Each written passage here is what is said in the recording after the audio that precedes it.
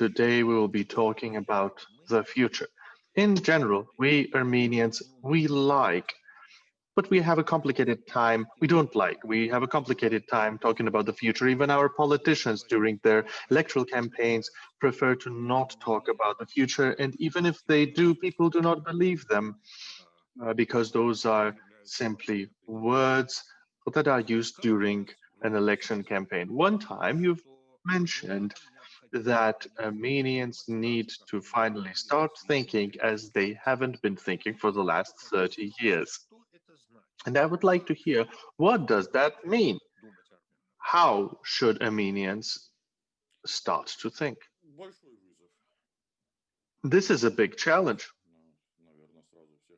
I won't be teaching all Armenians at the same time, of course. Let's put this a bit differently. First of all, as soon as you're being told anything about the far future, about futurology, there was such an invention in the 60s, it's a brand new word. I would be cautious at once because any basis to talk about the future even for more than 5 years, it's too much. It's like putting a chair on a chair, another chair. It's very shaky.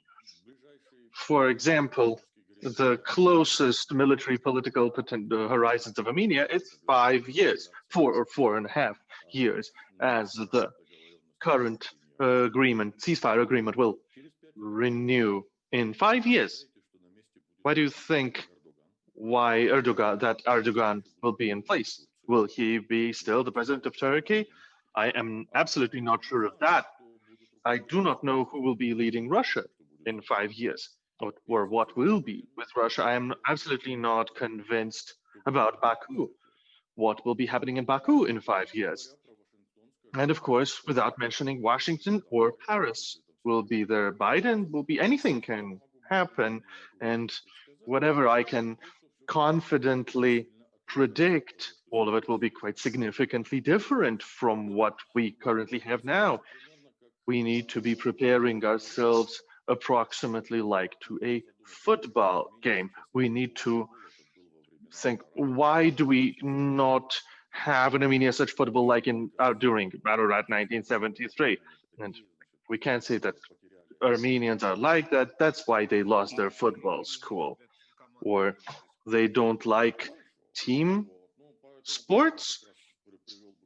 Yeah, that's why I would bring the counter argument is that the quite incredible victories of the Armenian chess team. The weight of the country is not that big and they're playing above it. In the 70s, there were such teams like as Dinamo Tbilisi and Baku too, and we can only dream about it. Where is that level? This refers to politics too, actually. Now we can, for some reason, observe the return to a certain courtyard level of football, or nardi, or backgammon. Backgammon is a good analog of politics because it's not completely chess. You have a certain level of element of chance that comes from the dice. And so if we play backgammon that have 6 dice, which you can roll differently, so you have Turkey, Russia, the West, and we must try to form several options of a game. If this, then this. If that, then that. This is what I'm not encountering. Maybe you've been following Armenian politics better than I am, but I can barely hear anything about the next step, because the position that we constantly hear is to remove traitors. It's a very popular position that can be often heard in post-Soviet countries after defeat.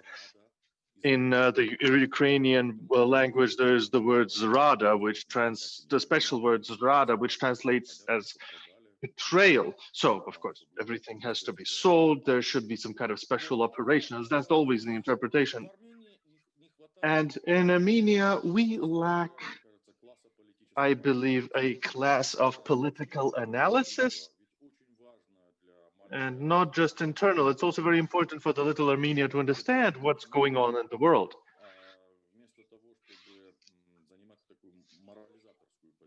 Instead of being the moralizer, why no one is paying any attention to us, why no one hasn't supported this or that side, well, naturally the Armenian side.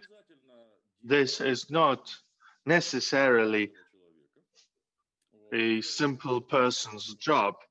To some, also in the Soviet times, there were shows on the TV, such as International Panorama, where observers were sitting around a round table. Where is it?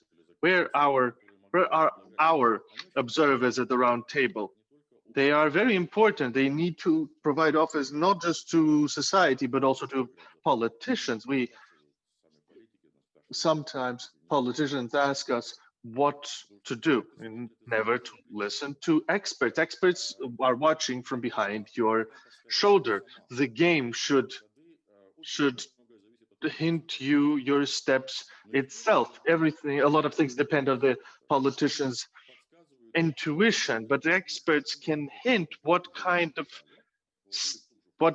moves were performed in this game, what kind of moves can be done also, which can be calculated, and what kind of steps won't happen yet. I think that the word count the steps plays a big role here, is important. And in reality, we have quite decent experts and analysts, but it seems that we lack a dialogue culture. Oh, I do not agree with you. These are perestroika style complaints. The culture dialogue of the dialogue, we will reach it. We lack political will, and political will, it's, how does it work? There was a certain political will, there's some kind of intelligentsia political will from the perestroika period of time to conquer power, and everything will be different. Then there was the enforcement will of the 90s. So such enforcement businessmen in Armenia coincided with the political war, and they were posing themselves as patriots and defenders of the culture. And then we had a return of bureaucracy. How to explain the return of bureaucracy? It's on all post-Soviet republics. It's very important not to follow not just what's going on in the prestigious regions such as the West, but also what's going on with China. It's very important to know and to understand what's happening in Kyrgyzstan.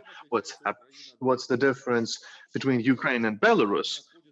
Because Armenia is mostly in this flow of past Soviet shards, and for us, it's what to reproduce. In Armenia, they reproduce a lot of these things. And right now, I believe that Armenia got a very powerful kick in the moment when the question of future modernization is very abruptly placed in front of all post-Soviet countries, because it's obvious that Belarus will be different in a year, in 2 years. It will be obviously different, and where Belarus will move, because it's obvious that something maybe Ukraine will not survive if a consolidation doesn't happen. The consolidation of the elite doesn't happen. Moldavia is currently going through something important, and something's changing. And I also think that it's the case in Russia. In Russia, there are quite obvious signs that they need to leave, that they went in the wrong direction.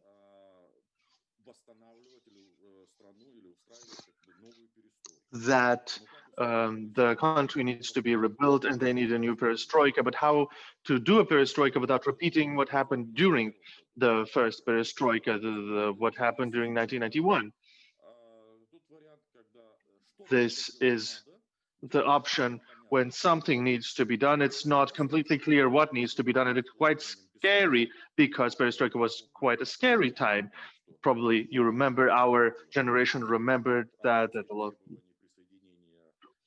the Armenian demands of joining joining Nagorno-Karabakh as an autonomous oblast may have destroyed the Soviet Union, and after that destroying science, education, the social sphere. A lot of things will lose the signs of a developed country. But back in those years, we also presumed that the destruction of the Soviet Union will result in an unseen development of education, science, healthcare, etc. Yes, education became national when most countries, when most country representatives stopped moving around that much. You know, if I understand correctly, the change in thinking, in the way of thinking, is mostly about paying more attention to the world. We need to carefully observe the events around the world, not in the West, not in Germany, France, or the USA, but it's very important to observe the countries that are somewhat like Armenia by their fate and, of course, by their post-Soviet development. I completely agree with you about Kyrgyzstan, Moldova, Georgia, and Ukraine. Obviously, Ukraine is different in size, in location, and its situation in some sense. As for the culture of the dialogue, I have an experience where for a certain period of time on one of the Armenian channels, I was running a show in which we were supposed to have debates, and people that came to debates were talking, but they weren't talking to each other. They were talking into the shot. They didn't have a dialogue in which they would have a thesis and then an antithesis, and then slowly move that towards a synthesis. That didn't happen. There were no conflicts. There were monologues. One time in one of your articles, quite interesting ones, you've listed advantageous initial positions that Armenians have an advantage, like a synthesis of different qualities, family, crafts, skills connected to modern skills, Europeization, etc. And you said that those qualities, they are very similar to the ones that were possessed by Hong Kong, South Korea, China, when a fast economical growth started. These conditions we had both 5 years ago and 10 years ago, economical growth did not happen. Maybe 10 years is not enough, or there are any other reasons as to why we cannot begin this active economical growth? Well, in reality, it already started. The restorative growth is very serious from the beginning of the 2000s. Let me state directly, we need not anger God. We have electricity, food, there is enough food, and the prices aren't catastrophically high. There's not enough work. When I was talking about East Asia, there's a whole book, it's a small book, that was written in 2016. It exists both in Russian and translated into Armenian too, about the perspectives of the country, and I would try to express what my science knows, what does my discipline do, historical sociology, what we find some analogies in actual history. We can't conduct an experiment, right? We can't put a country in one country in one laboratory and another country in another laboratory. You can test, let's test the vaccine on one country and the other one will receive a placebo. We can't do that. We need to find such laboratories. My colleague Dan Slater, he's working in the University of Michigan. He discovered such a laboratory in the in Southeast Asia. Look, they were the English, the Dutch, the French were kicked out of there. They have independence. So the Southeast Asia, from Burma to the Philippines, a lot of experts, it's good to read time to time to read the magazines from 1950s where South Korea, Taiwan, Hong Kong, and Singapore were copied. Those are not real countries. They don't have sovereignty. Colonial Hong Kong or Taiwan, they don't have sovereignty. Taiwan is a cut off from China, and South Korea is South Korea. It's half of Korea. And in those countries, there are no natural resources. They don't have a very educated population. It's poor, and they have a lot of refugees that lost their roots. And at the same time, they have this Eastern Confucianism culture where everyone is worshiping their ancestors or just bosses. When if you have a look at what they're writing in the 1980s in the same economic journals, then it discovers how amazing is that you don't have any natural resources, so you rely upon yourself. You have a poor population, that's great. Then it's ready to work for low wages. That's why you have these Asian Confucian values in also. And the countries that were advanced in the 1950s, that's primarily Philippines, because on the continents, those would be Nigeria, Brazil, the rising giant of the Amazonia, and the Philippines. Look at them, they already have English. That's the 51st state of the United States. They didn't become the 31st states just because they weren't given independence. They were just kicked out of the United States. They were told just have your own flag, anthem, and coat of arms, and you will be just visit to the United States with a visa. You will have your own passports. They didn't want to include several tens of millions of Asians into the US. And the Philippines became independent, but they all have all the institutions that everyone is talking about, that the United States institutions. They have. Why couldn't Philippines do the jump and Singapore managed to? That's the question. What happened to South Korea? And apparently being too close to the patron, to the big masters, Philippines, it's not always advantageous because you start relying on it. He will do everything for you. But the successful ones were the countries, as Dan Slater specifically described it, where the ruling elite had a gun pointed at its head. The best is when it's not even a gun, but it's a communistic artillery. As on the Korean peninsula, it's several tens of kilometers away from your capital. The mass artillery, you understand that it can be destroyed because you're right next to it. It's partial sovereignty. You have American troops, and it's the only thing that is saving you currently from the North Korean communists. What are you going to do? And in this situation, I was writing about General Park Jong-hee in South Korea. He was starting to build his industry, as we know about Daewoo, Hyundai. You know how Hyundai translates? Hyundai translates as progress or modern.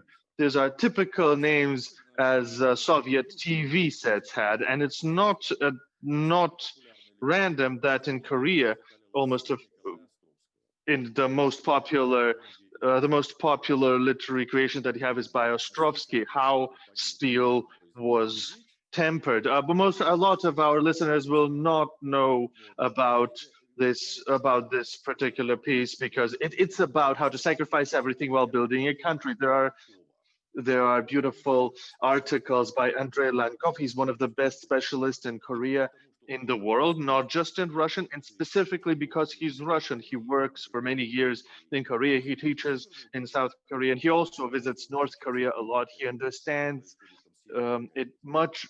he understands North Korea much better than the West.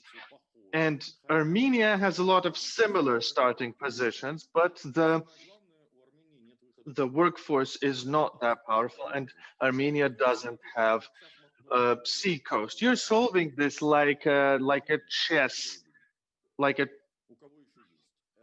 like a chess riddle. So you don't have access to the sea. Okay, what are we doing? Well, who has one? Armenians are all often very proud that the Armenian ethnical name is known from the 6th century. Not just Armenians, such ethnic groups that were formed during the antiquity and survived until the modern times. There's several of them, and it's usually connected with the emerging of an ethnical religion. It's obviously Jews, Copts from Egypt, the Greeks, Persians also, we shouldn't forget them, but they went through a complicated evolution, and people forget the Irish. The Irish, so Celts, the Gauls, the past Gauls, as they were called in the past. And look what's going on. And of course, the beautiful people of the Basque. Basconia is one of the most rapidly developing districts of Spain. Ireland, after centuries of British colonial control, becomes Celtic. I'm not even talking about Israel, but it's the fact that Copts keep business in Egypt and Greece. Obviously, not undeserved, but past Ottoman province had to be on the territory of Middle East, so Syria, Iraq, Jordan. So Greek shouldn't be there, but it's in Europe, so it's still a European country until now. All of them. What's interesting, we can add, of course, to it the Phoenicians, whom we call the Lebanese today. All of them have a diaspora. What does the diaspora do? Even the Irish have a huge diaspora. The diaspora is the least efficient way to use your diaspora is gathering money for charity. I completely agree with you. And the most efficient way to use it is to access the international market through the diaspora and bringing that market here. What happened to China? One time in Chicago, for quite some time, I was teaching in the Northern Western University in Chicago, and one of my courses was the history of transnational corporations from the House of Medici. And have you ever thought about the Renaissance? Who gave money to Leonardo da Vinci? And there was a lot of money. It was during his time. It was very expensive during his time. There were the Medici, and by the end, so you're taking one of the modern corporations and you're telling where did it come from? There was the reason for its success. So unfortunately, on the second year of teaching this course, I had to demand that the students cannot describe the corporation by their parents'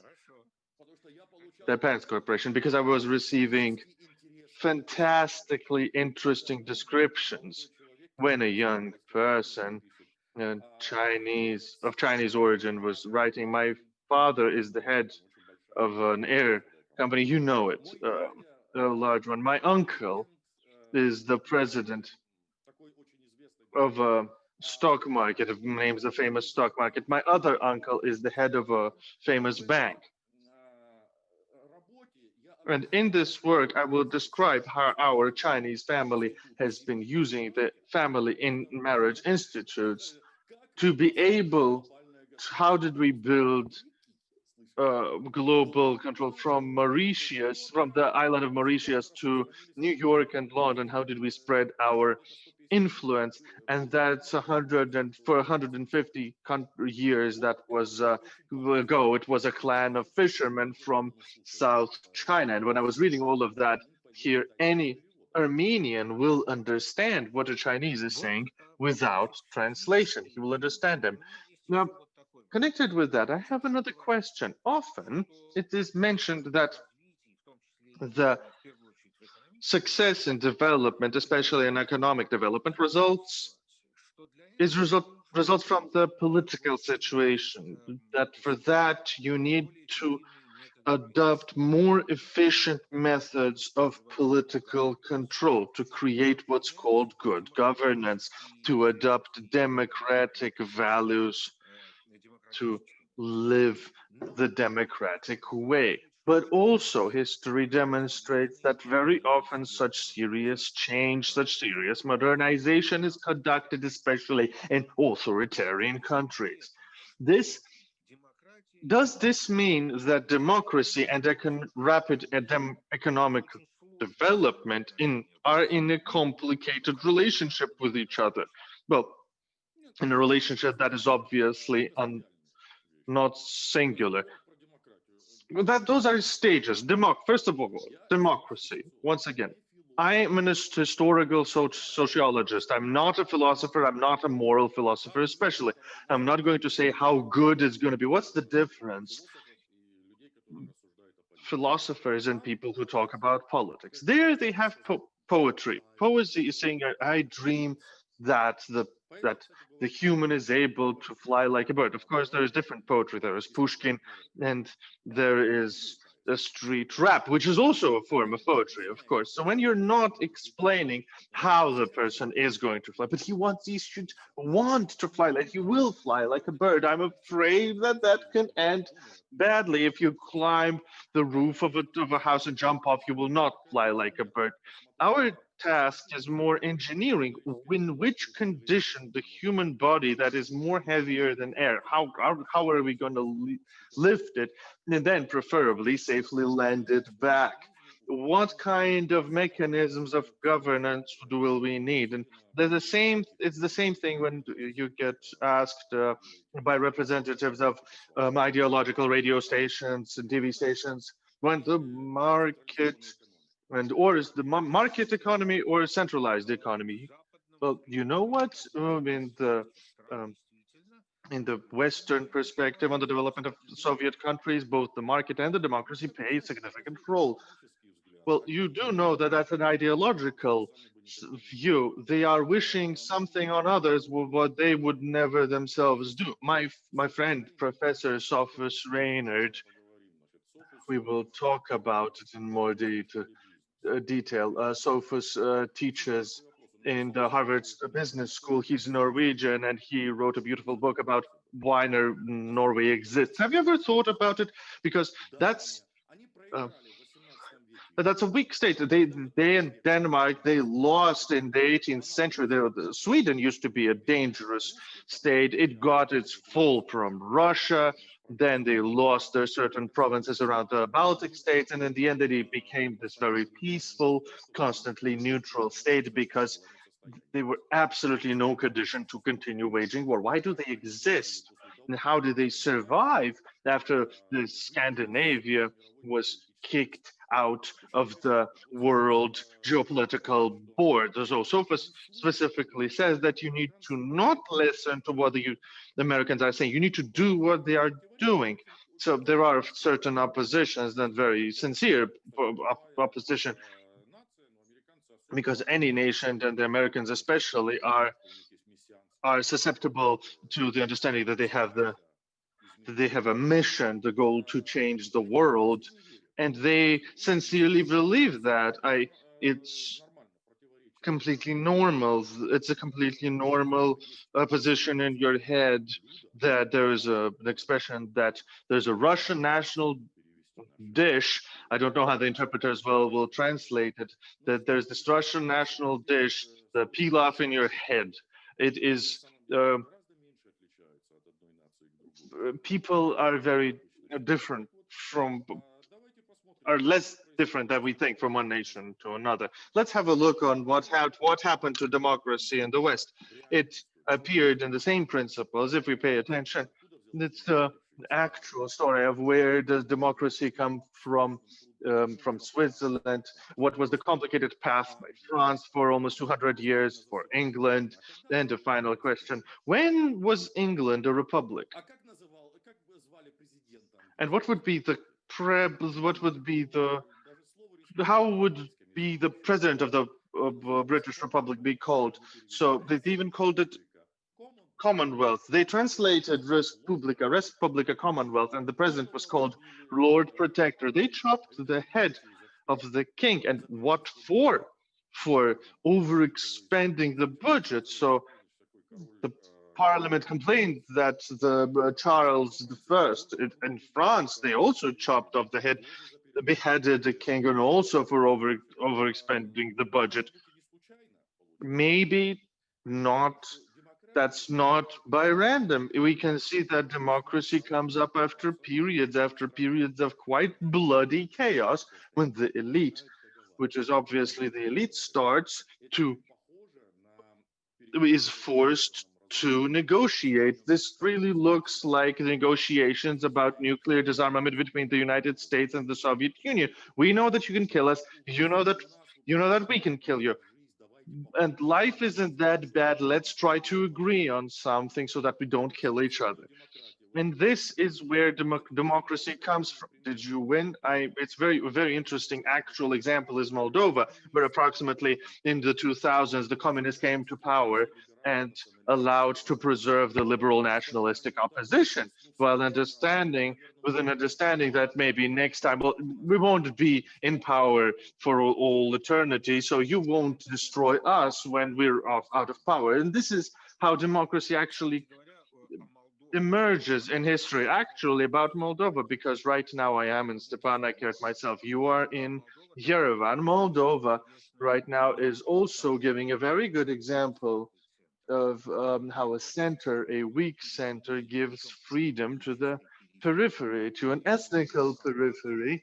I mean the Kamrat and the Gagauz. That's also a very interesting example. But it's not connected with democracy, it's connected with something else. Well, actually, a lot of things which will later become democracy or autonomy, they were other things initially. But first of all, you need to reach economic development. And here, it's how you negotiate. Yes, indeed, most of the countries that succeeded in gaining economical growth, they were rather dictatorships. But most important thing is governance. The 18th century England was not a complete democracy.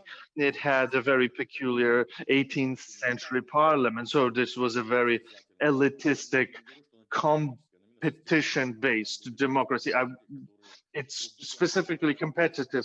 So there were parties that were trying to push each other out of power, but at some point of time they agreed on not destroying each other. But even in the 20th century, we have several examples, such as the Irish Republic. It is a republic, it is a democracy. Closer to us, it's Israel. Israel is, of course, a very peculiar state, because we often forget that by many parameters, it's still even more socialistic country. At least in the 50s and the 60s, it was a more socialist country than the Soviet Union. And the militarization is higher, and instead of the kolkhoz, they had communes. And it's a very peculiar state, but all of it needs to be studied and taught to understand everywhere. When we start looking, what was given by it's not democracy or authoritarianism. It's none of them. If in the car you have gas and brakes, but you also should have a steering wheel, and it would be even better if you knew how to control it. And all of these countries were forced to build into the international division of labor, and they were forced to they tried to get better conditions because they understood that they can disappear. With the exception of the very big China, which path did China choose when in 1979, after the death of Mao Zedong, China attempted to continue war? They had Kampuchea, the satellite, where the Pol Potians, the Maoists, conducted the genocide of their own people. They were kicked out by the Vietnamese communists that provoked the war with Vietnam. They almost had a war with the Soviet Union. Not many people would remember that, but in February 1979, I was sitting on a backpack and you reading the Kaoba map of the Kaoba province. We were promised to be thrown over. In the end, the Vietnamese managed to deal with China themselves, and I went to Afghanistan. When the communistic China didn't manage to deal with anyone, they were trying to build Stalinism in China. They starved to death 45 millions of their own peasantry. They waged war in Korea, while Taiwan and South Korea and Hong Kong, they're still there. They couldn't deal with Vietnam, with their younger brother. What will be doing? The population is starving. What if some the Hunvei bins, what if they activate and they start destroying something, and they had nothing to do than reproduce the path of South Korea, Taiwan, and other so-called Asian tigers, the countries that built themselves into the international system, because they understood that they need to adapt, but not on any conditions, because any conditions is you will be allowed to wash dishes. You'll get some kind of cut, some kind of slice, like the Philippines, you will be exporting your women for services. And that's quite convenient for the elites. They still gather their share, they still get their share. The country can be very poor, but the elite can still be very rich. We see it all across the third world. Why South Korea couldn't allow that? Because they started their industrialization in the moment in 1968 when they saw the Americans are losing the Vietnamese war. They understood that they will be next. Now Saigon will fall, and it did. And next it will be Seoul. If the Americans leave the South Vietnam, nothing promised that they will not stay for South Korea too. And that was the moment when they started building Deo Hunte, and that was the gun put to the head of the ruling elite.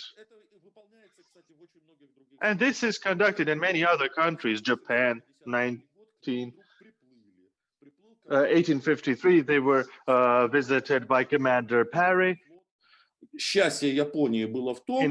United States, they had a fleet, they left, and America, there was a civil war in the United States. And almost 20 years, the Japanese were not visited. They managed to mobilize, conduct their own modernization, and the humiliating, cruel defeat that did not result in the destruction of the country as rule is a prologue to a modernization leap, because it destroys, cleans away the previous corrupted elites. That's what I wanted to say. It is the understanding of that brought to life these series of interviews that we are participating at right now.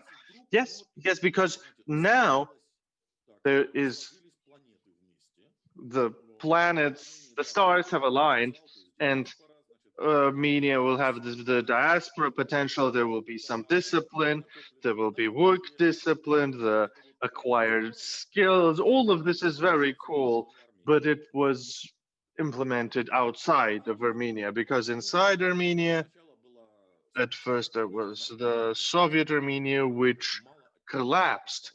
Notice how little remains from it. Most of post-Soviet republics, at least, they kept the first secretaries in power, or something renamed to something else. So look at the neighboring state, Azerbaijan. But in Georgia, the first secretary was in power for quite some time too, and he could be in Azerbaijan. That is the second place after North Korea.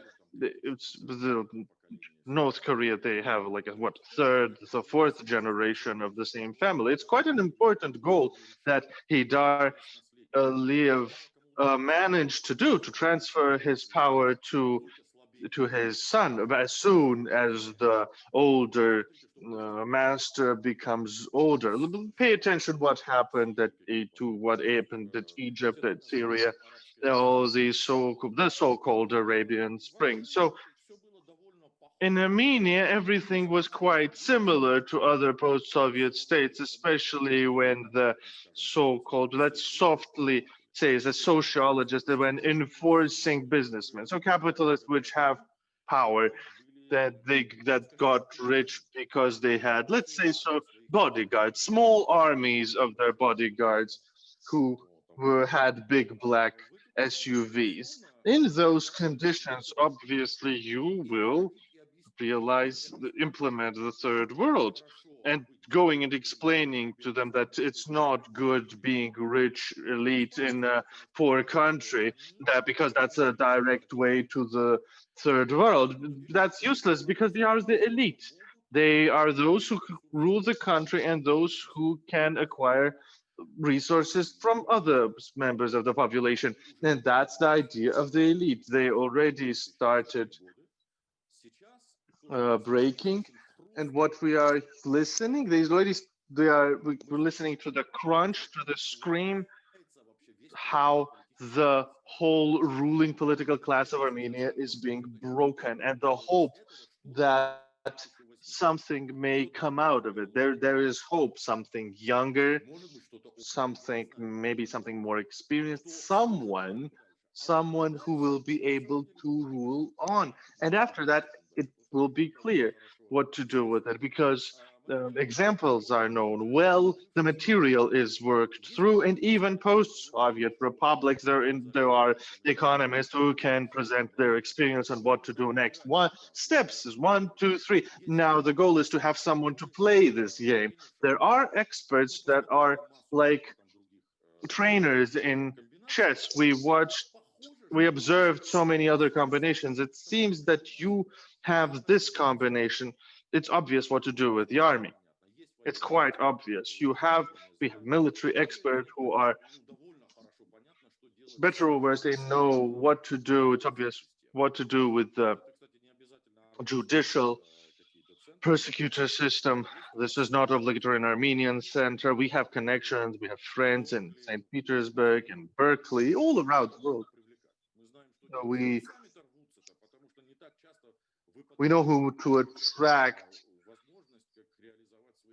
and there is little possibilities to implement your theories in practice. You need to create this political will.